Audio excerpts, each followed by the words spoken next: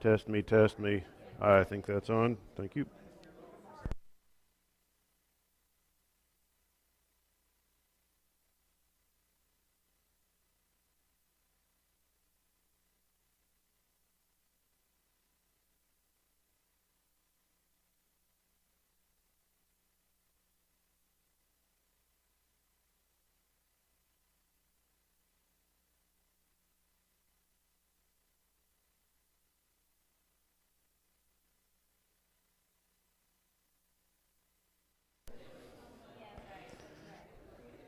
Well, good morning, and thank you. I appreciate that response.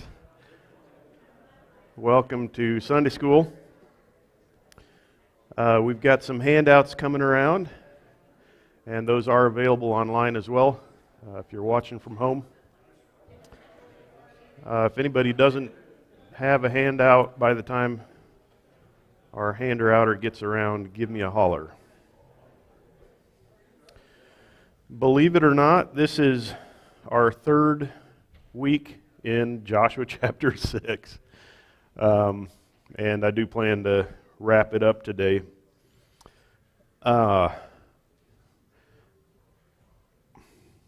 Years ago, I remember we were living in Michigan, and I had a friend at church there, and he was a bit of a skeptic. He was an engineer for one of the automakers there in Detroit, and one of the things that he brought up to me several times was, if the Bible's true and Israel was in Egypt for 400 years, and then there was this great exodus, and then they lived through the Judges period in Israel, why aren't there any signs of that archaeologically? And we discussed that some, and about the only thing I could point him to from an inscriptional standpoint was the Merneptah Stela, which is about a little bit before 1200 BC. It's right in the middle of the Judges period. Since then, I shouldn't say these inscriptions have been discovered. Well, one of them was in a museum basement, and somebody finally got around to reading it. And the other couple have been known for a while, just not very widely publicized.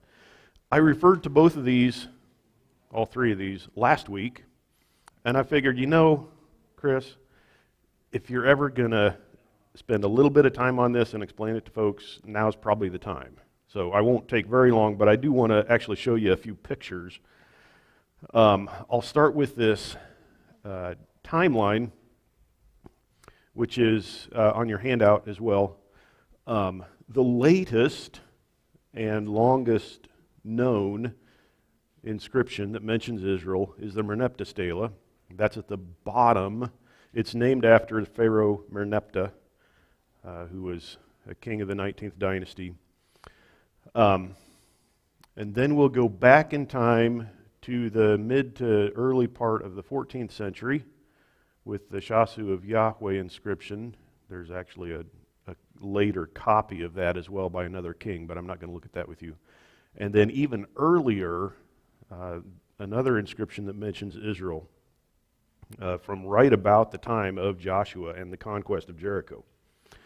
So just quickly, a couple pictures. This is the Merneptah Stela. The name of Israel is right down at the bottom. On this photo, you can see it as kind of a dark area down there. I'll zoom in, but I wanted to show you it's a big chunk of stone. I don't know if you've moved stone before, you would recognize this would not be easy to move. It's a big, heavy piece.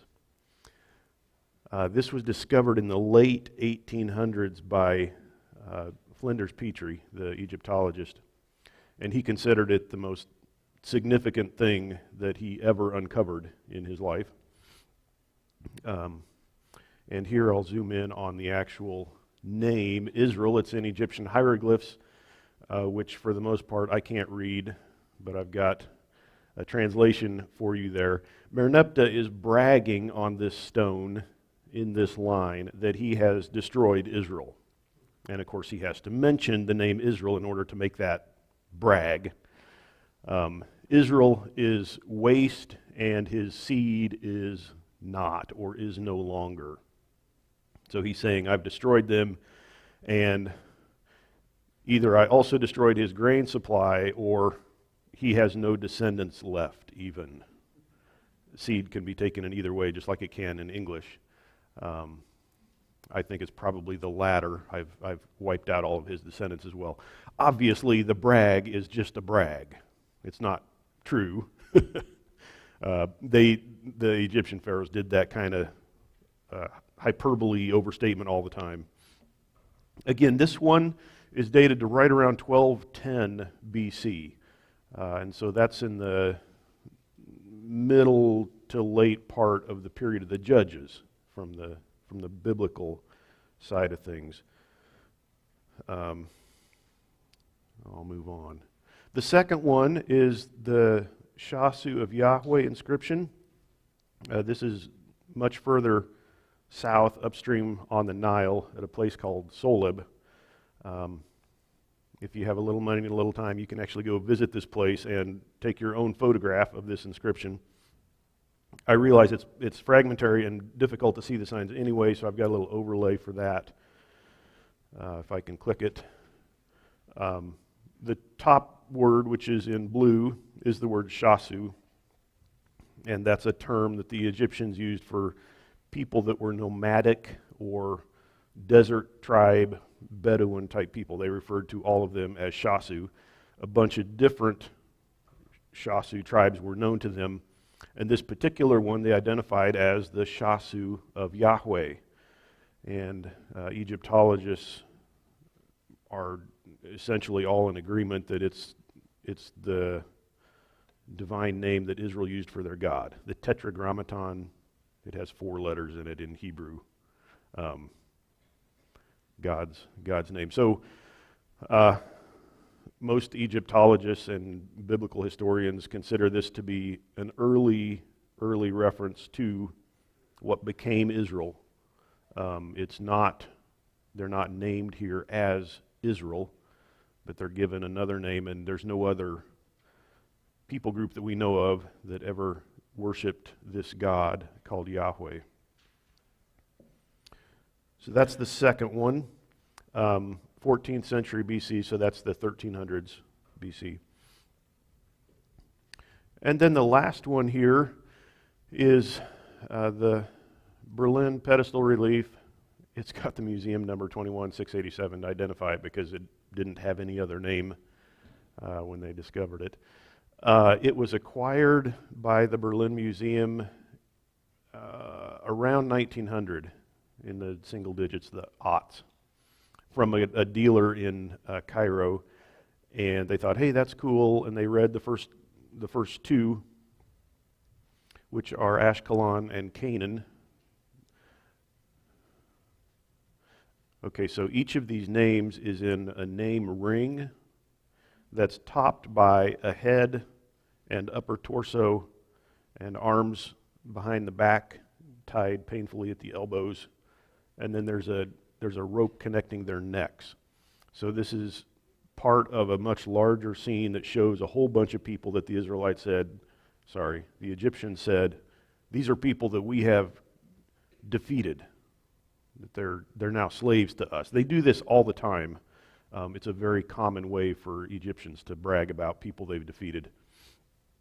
And so they have named here the city of Ashkelon, that's on the coast of Israel.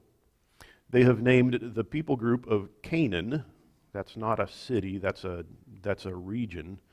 And then there was a broken name ring at the end. And you can see why it might be a little difficult to read. If I go back a slide to where that's not there. And so they didn't read it. They drew it in the museum catalog, but they didn't even take a guess at what it meant.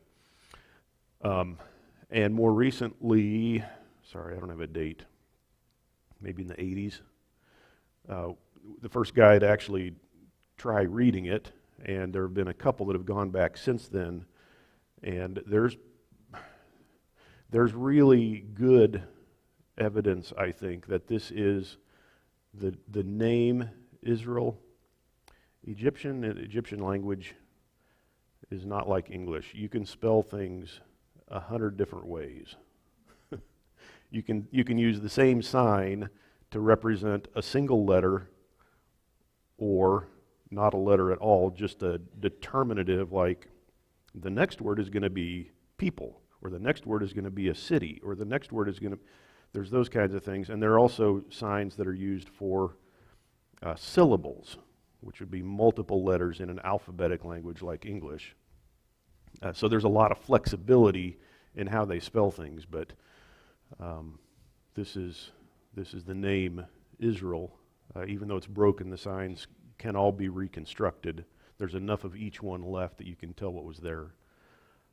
And this comes from the reign of Amenhotep the second, and he reigned right at the end of the 15th century. That date is based on the spelling of the other name rings in this inscription. It doesn't have his name chiseled on the back, so it's an estimate, but that's about where it fits from a spelling perspective. So I think that stuff is kind of fun. Like I said, when I was in college or seminary or whatever, everybody knew about the Merneptah Stela, but that was the earliest thing. Today, we know about several significantly earlier references to Israel, and to me, it's fun evidence of the Israelites, and I think should have more impact on the way biblical scholars look at the chronology, the Judges period, and that kind of stuff. To me, it absolutely rules out any late Exodus theory. If the Israelites were living in Egypt until 1250 or 1200, where do these inscriptions come from? It doesn't make sense that you would say you've defeated a people that live within your land. So good enough. That was extra, just in case you're wondering. You're not paying for that, so it was free. Good enough. Let's jump into our text. Last week, we looked at the actual fall of the city of Jericho, the collapse of the walls, some of the archaeological evidence there. So the walls have fallen, and in verse 21 we read last week, they utterly destroyed everything in the city, man, woman, young, old, ox, sheep, donkey, with the edge of the sword. And that brings us up to verses 22 and 23, which is where I want to start today. Then Joshua said to the two men who had spied out the land, "Go into the harlot's house and bring the woman and all that she has out of there, as you have sworn to her." So the young men who were spies went in and brought out Rahab and her father and her mother and her brothers and all she had. They also brought out all her relatives and placed them outside the camp of Israel. Interesting that we actually get a partial list of who all had sought refuge in her house. Is that an expression of faith on their part? If she says, "Hey, if you want to be safe, stay with me in the house. Don't go to your own house. Don't go outside." And they were there.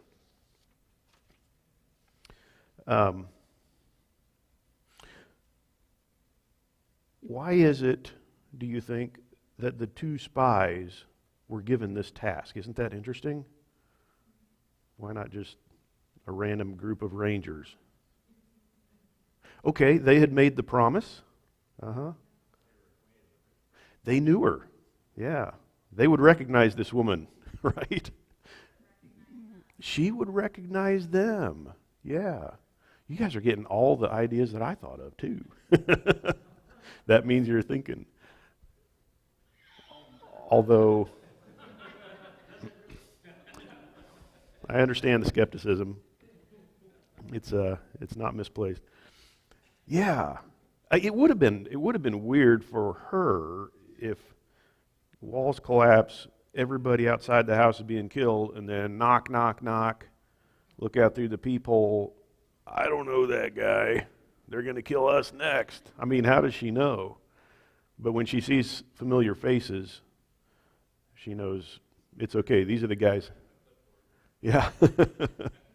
Running around with a clipboard. These are the guys that I know, and they have made a promise to me, sworn an oath.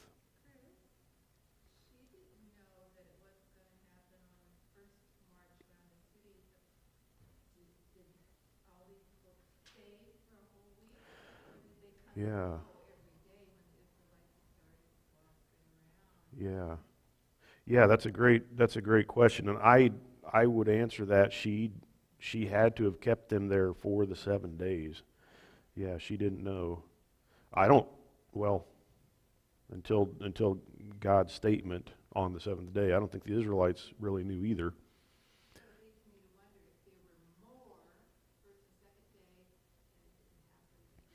Well, now there's an interesting question.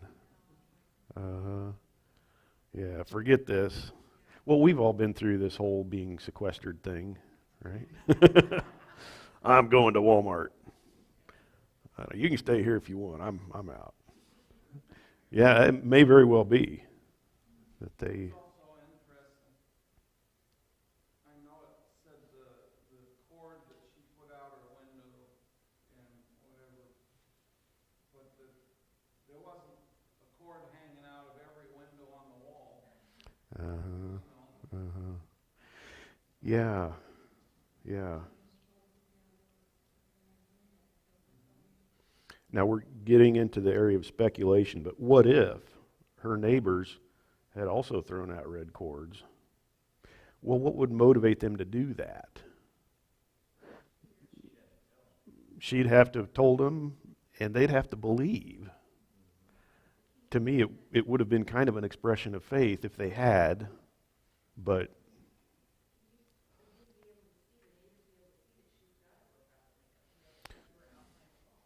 yeah, I don't know. We don't really know what this thing looked like. And it may not have been something anybody else would have noticed. Yeah. You can see in this artist illustration, it looks like a good-sized rope, but yeah, who knows?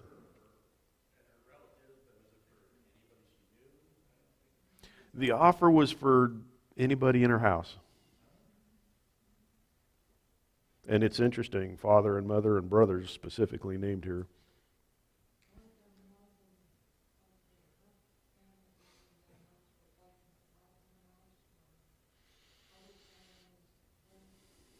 Yeah, yeah.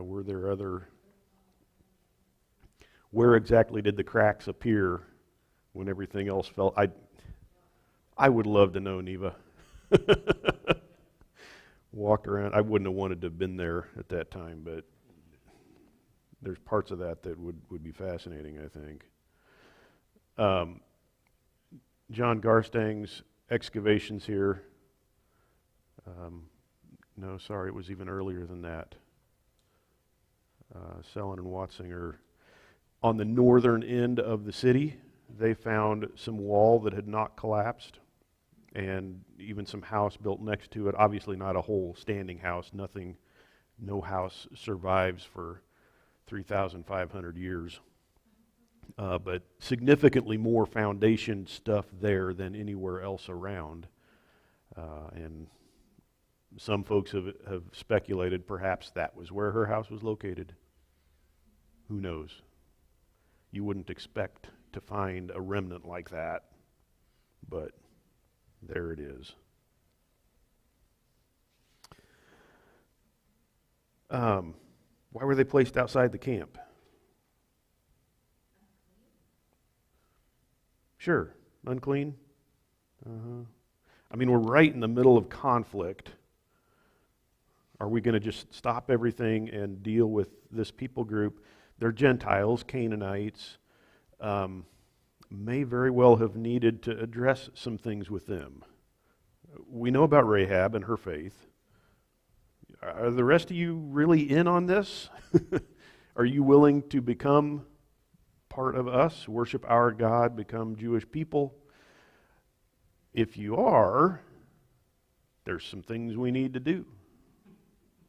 Right? Circumcision, guys. Yeah. And maybe other purification things too, maybe some instruction, I don't know, but at least temporarily they were placed outside the camp, and I would kind of assume until that sort of thing could be dealt with. The text doesn't give us any detail about it, just mentions that they were placed outside the camp. However, lest you think that's complete exclusion, we'll discover later on here that they're part of Israel even at the time that the narrator writes this. So it wasn't, you can't be part of us, you can just leave. They were to be incorporated. Could be. Well, and they would have come out with, maybe baggage that you could carry, but they would not have been prepared. Their house is left behind, condemned.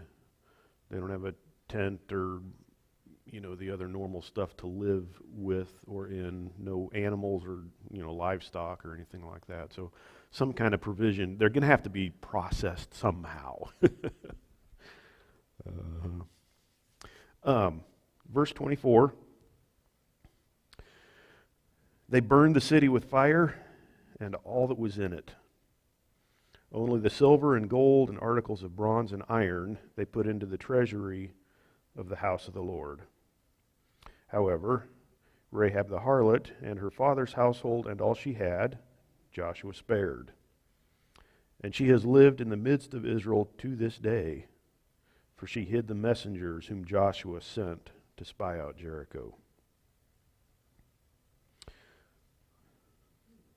I realize we've broken this up into 3 sections, but if you've been reading through here recently, this is not the first time we've gotten this notification that Jericho has been destroyed. It's being repeated a number of times. This is the first time that it actually tells us, and they burned the city. That's kind of new. I don't know what you think of when you think of the conquest of the land by the Israelites. Does anybody happen to know off the top of your head how many cities that the Israelites took during the entire conquest are stated to have been burned with fire? I'm seeing a 2, I'm seeing I heard a 3. Can you name any? Jericho.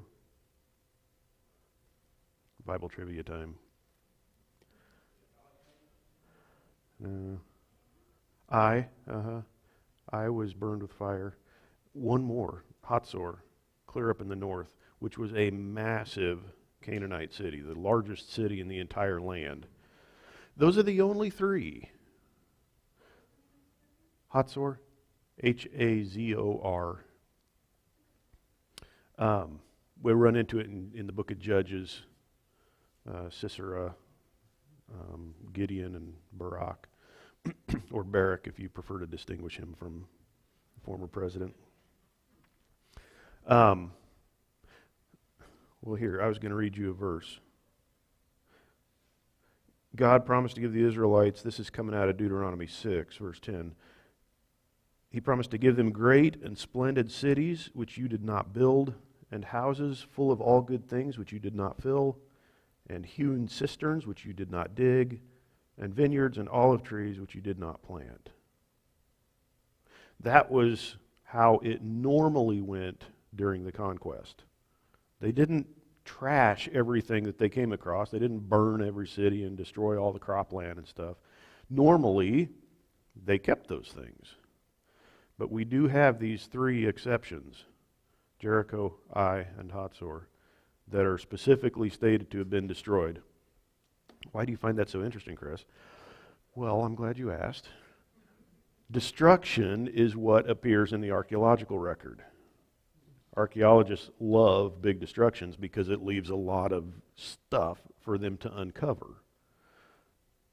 And there's not much evidence of this conquest, but I think we know why. They conquered the land, but they didn't go through destroying everything like other outside invaders did. Most of it, like God had promised them, was kept, and it was goods for them. So Jericho is a little bit of a standout in this regard, a little bit unusual. And I mentioned a little bit ago this notification that Rahab and her descendants were integrated into Israelite society to this day, whenever this was written. Perhaps by the prophet Samuel, it's hard to know for sure. I wanted to talk just a little bit about Rahab in the New Testament, because she does appear. These are kind of random names. Samson appears in the New Testament, as do Gideon and Elisha and Daniel and Joshua. Those first four, would you agree that those are fairly significant figures from the Old Testament? I mean, it's not like they're some obscure figure. Samson, Gideon, Elisha, Daniel. Do you know how often they're mentioned in the New Testament? Once. Joshua? Twice. Rahab? Twice. Maybe a third, depending on what you do with the genealogy in Matthew. But twice for certain. To me, that's fascinating. Rahab gets mentioned as often as Joshua does in the New Testament. That seems significant. Let me show you those two references. One is in the book of Hebrews, the great hall of faith, as chapter 11 is sometimes called. By faith, Rahab the harlot did not perish, along with those who were disobedient, after she had welcomed the spies in peace. Uh-huh. This harlot, Rahab, you mentioned a verse that said that she lives in Israel to this day. Have they ever pursued that? And if so, are they aware of those people who have those descendants? No. There is a name. It's either her or it's a similar name. It's spelled a little differently. Is that significant or not? In the genealogy of Christ in the book of Matthew, I'm a little skeptical about whether that's this gal for a number of reasons. We covered that back when we first ran into her. But it's possible. Some people are quite convinced that that's her. That's the only other reference we have to her. She doesn't reappear later on in the Old Testament in other genealogies or that kind of thing. So no, she kind of disappears from an Old Testament perspective, at least. Yeah, good question. This verse highlights her faith. And of course, that's, I think, what we would expect, that she was saved from the destruction of the rest of the city because of her faith. The next one, James 2, has a little bit of a twist on that. In the same way, was not Rahab the harlot also justified by works, when she received the messengers and sent them out by another way? For just as the body without the spirit is dead, so also faith without works is dead. And of course, so we have that combination of faith, which always evidences itself through what you do. Because by itself it's dead, is James's argument there. And actually you can see that in Hebrews 11 as well, right? By faith, he doesn't mention anything there about also by works, but he does say, didn't perish after she had welcomed the spies in peace. Well, what if she hadn't welcomed the spies in peace? Well, it's another reference to the same thing as what James is talking about. They're not contradicting each other. One highlights one aspect more than another because of the argument they're trying to make, what they're trying to teach. But faith and works worked together in Rahab. She believed in her heart, and she said as much. She confessed with her mouth to the spies, "We've heard about this God and what he's done." And then her actions. She saved their lives. And as a result, her and her household were saved from the destruction that the rest of Jericho experienced. I think it's quite significant that this woman appears twice in the New Testament. Of all the people that are mentioned in the book of Hebrews, and there's a whole slew of them, really? This Canaanite woman? James, the same thing. I mean, the other kinds of people he talks about are guys like Elijah and, other people that you would really hold up on a pedestal. And then he mentions Rahab. She's given a special place of honor there in the New Testament, I think. And at the time she saved him, she was not an Israelite. No, she was as Canaanite as they come. Uh-huh. Seems like that author James tried to use an example that wasn't mainstream or whatever, somebody that was way out there that believed, tried to use as an example. I think was to stress the king and Yeah, justified by works. So anyway, that's my opinion. yeah. Yeah, not a Moses or something, or a David or an Abraham. Yeah, everybody believes in Moses, but Rahab. But at the same time, he sort of seems to assume that this is going to be a no-brainer to my audience. Oh yeah, Rahab, she was saved. I hesitate to use that word because there's a lot of other stuff involved there, but yeah, justified. He uses that word. So, and he doesn't feel the need to prove that she was justified. He thinks that just by citing her example, oh yeah, well that's true. So expects his audience to know about her. Yeah. Well, she's still known as Rahab the harlot. In both of those, that's kind of interesting. Okay. Verses 26 and 27. Then Joshua made them take an oath at that time, saying, "Cursed before the Lord is the man who rises up and builds this city Jericho. With the loss of his firstborn he shall lay its foundation, and with the loss of his youngest son he shall set up its gates." So the Lord was with Joshua, and his fame was in all the land. Let's see here. I don't know how familiar you are, and these are just foundations. They're not the full-blown gate house. The city walls, the foundations of those kind of things, it's a necessary thing if somebody's going to rebuild the city. You have to put that stuff up, and his curse had specifically to do with that. Both the beginning of the work and the end of the work are going to be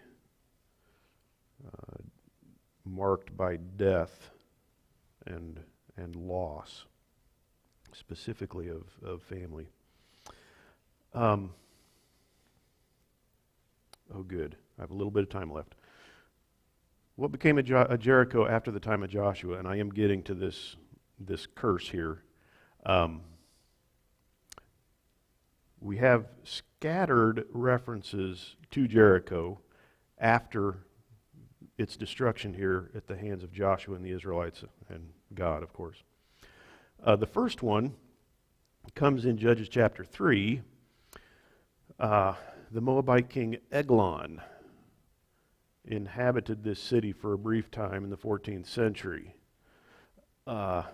Eglon was a big guy. Not so much this way as this way. And we know that because of the story recorded in Judges where the prophet Ehud killed him and lost his dagger as it went into him, and the fat closed around it. So he was a Moabite. The city is referred to here, if you go type in Jericho, this isn't going to show up because it's just referred to as the city of the palms.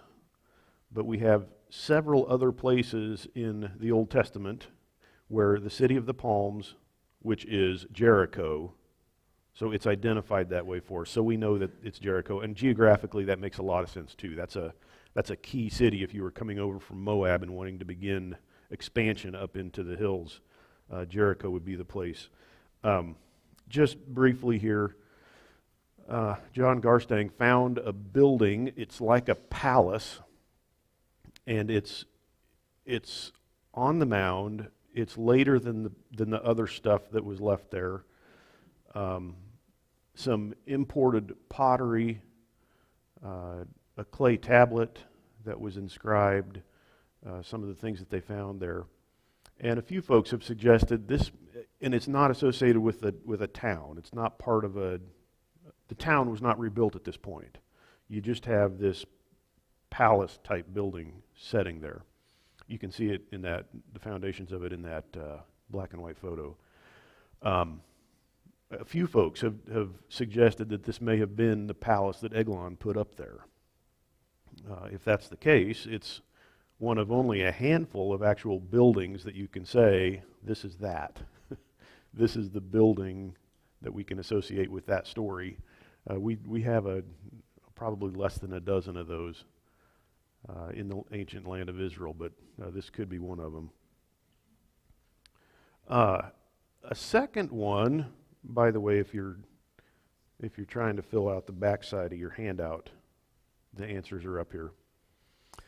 The men of David went over to the Ammonite territory to try and conclude some kind of peace treaty, and they were treated really badly. The Ammonites shaved off half of their beards and half of their hair and tore their garment half off and sent them back. You can't imagine much more of a shameful thing to happen to people. And so David heard about it from the guards down at the border, and he left them at Jericho until they could regrow their facial hair and their head hair, get past. He didn't want them to be exposed to the rest of Israel that way. Very, very shameful thing. Well, that's kind of interesting too. I mean, wouldn't staying in the town of Jericho also be embarrassing? Except there wasn't a town there, right? There was a spring, yep, and a lot of palm trees, but apparently not a town yet. The town hasn't been, we're coming to that, the town hasn't been rebuilt yet. The curse has not been invoked because there's not been anybody brave enough to build it. So I'm wondering, how could the people around there keep from re-inhabiting that since there was a spring? Yeah, and I'm sure there would have been some kind of, little scattered house stuff or tents or something. 'Cause, yeah, there was a spring, although, hang on to that question, Rick, because next we'll have the guy that rebuilds it, and then we'll have another episode that may touch on that. Hang on to that question, don't let me forget it. I should have thrown this map up for you earlier. You can see Ammon on the right. By the way, the major city that's located there right now is Amman, Jordan. It's the capital of Jordan. You can see Jerusalem on the left, and you can see the route, the highway from one to the other, that passes right by Jericho. So on their way back, that's where they were sequestered. And I think they had some privacy there, and yet they could live there. The next one is the culmination of this curse. In 1 Kings chapter 16, tells us that in Ahab's time, 1405, 1400 down to about 850 BC. 550 years later, that's the difference between Joshua and Ahab.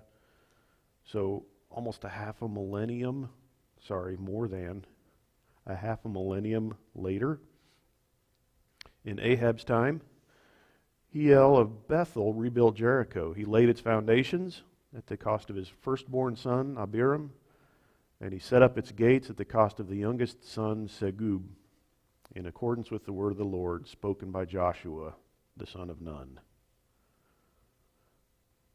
So somebody took it upon himself to rebuild the city eventually, and the curse came upon him and his house.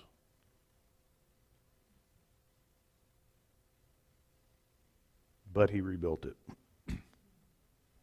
Do you associate a prophet with Ahab?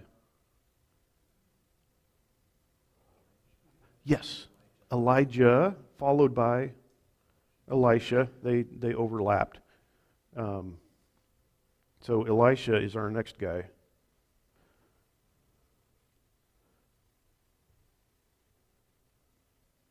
Oh, I had it right there at the bottom. 2 Kings 2. I'll give you just a little bit of context here. End of the lifespan of Elijah. The two of them, Elijah and Elisha, go down to Jericho, cross the Jordan River. Elijah takes off his mantle, whap.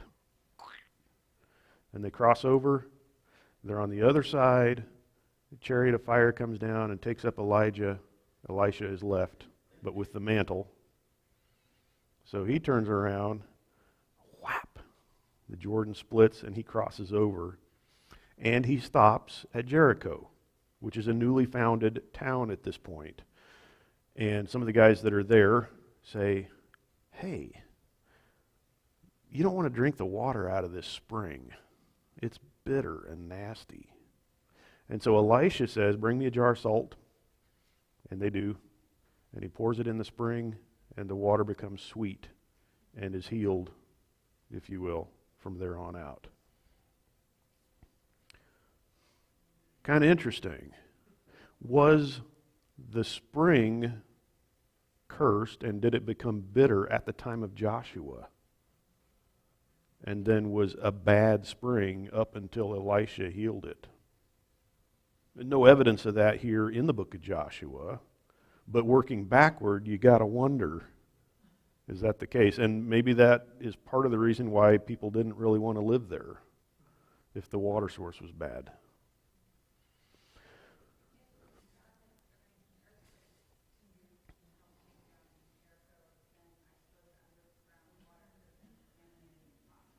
Sure, yeah, something could have shifted and happened there. It's hard to tell what the issue was physically with the spring. It is an earthquake fault zone, and the Dead Sea, up until, I don't know, a century or two ago, was a pretty consistent source of petroleum, tar, bitumen. It would burp up big chunks of tar. And those were useful. They would fight over those and then take them down to Egypt and sell them, because the Egyptians used them for embalming and some other things. So it's possible that there was even some petroleum stink in the spring that was healed by Elisha. I don't know. It wouldn't be outside of the realm of possibility. Interestingly enough, in the intertestamental period, 400 BC to the time of Christ, and the New Testament, the city was probably located under what is today modern Jericho. On this map at the top, you can see where Old Testament Jericho is. The New Testament city was not there. There's no Ptolemaic or Roman, Greco-Roman remains there. But we know there was a city there. A whole bunch of ancient historians refer to the city of Jericho, and the New Testament does as well. And it was probably located about where the heart of modern Jericho is. Nobody's been able to excavate there for obvious reasons. You don't want to tear up somebody's house just so you can satisfy your curiosity. We do have a couple of other New Testament type installations that we know of here. The Hasmoneans, or Maccabees, had a number of palaces there on the Wadi Kilt, and Herod the Great also built a number of palaces there in succession. Herod also built a hippodrome. If I had Google Earth live here, we could zoom in on that and you could see the shape of the hippodrome that he built. It's actually longer than the Old Testament city of Jericho, but horse races, and then he had kind of a theater there too. This area was well known in antiquity especially for the high quality dates that it produced. Don't get too excited there, Natalie. And for the balsam trees. Sorry, I shouldn't call you out like that. She can date now, so, but not at Jericho. But it was a little paradise, and they would eventually draw in water by aqueducts from other springs to feed stuff there, and it was a royal estate, going all the way back to Alexander the Great. You would probably know the name Mark Antony, the Roman. He claimed that as his own, and then he gave it to his lover, Cleopatra. And Cleopatra turned around and leased it to Herod the Great because it was right in his area. So it was a pretty cool place in the New Testament period. Well, this oasis, kind of the whole thing. Yeah, good cash crop. Things like balsam, other medicinal plants as well. The date palms down there. Can you think of any events? No, you can't, because my time's done. I got to quit. Let me just give you a quick list here. Mark 20 tells us that Jesus healed 2 blind men there. We have a couple of references in 2 different Gospels about the healing of the guy named Bartimaeus. That happened at Jericho. The story of the Good Samaritan ends up at Jericho. In fact, the hotel, if you will, was located there where the Samaritan paid for him to stay. Zacchaeus, up in his little sycamore tree, that was down at Jericho as well. So kind of some fun stuff. Let me jump to some points to ponder. I think Rahab illustrates God's interest and desire to save all men, even in this classical period of the Old Testament law when he's working specifically with the Jewish people, with Israelites. Even at that time, he takes in Gentiles, Canaanites, like Rahab. And I think that reveals a characteristic of God, that he is open to anyone who will call on him in faith, which is really cool. I like that a lot, because that includes me. Second point, God rewarded the faith of Rahab by sparing not only her life, but that of her family. And the last one, God has a long memory. As I pointed out earlier, 550 years between the curse on Jericho and its fulfillment when somebody tries to rebuild it. And it's still in effect. And his 2 kids, Hiel's 2 kids die because God is faithful and fulfills his word. He says, don't rebuild that city. If you do, this is what's going to happen. And it happened.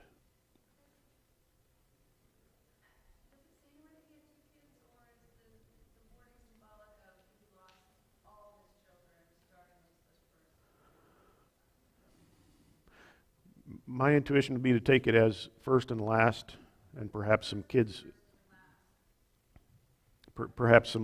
that survived in the middle. So some advantages for those of you that are second or third born, I guess. Right. Go, Dad, go. We're for it. We'll help you. Oh, dear. That went off the rails fast. Let me pray and we can move on. Lord, thank you for your word. Thank you for the things that we can learn, both about you and about ourselves, and the way that you view us and the things that you want. We're just so grateful to have this information. Help us to internalize it and help us to remain strong in our commitment to you, to be obedient to you on a day-by-day basis, even through the mundane things, and to pray that you'd be honored through the way that we behave. In your name I pray. Amen.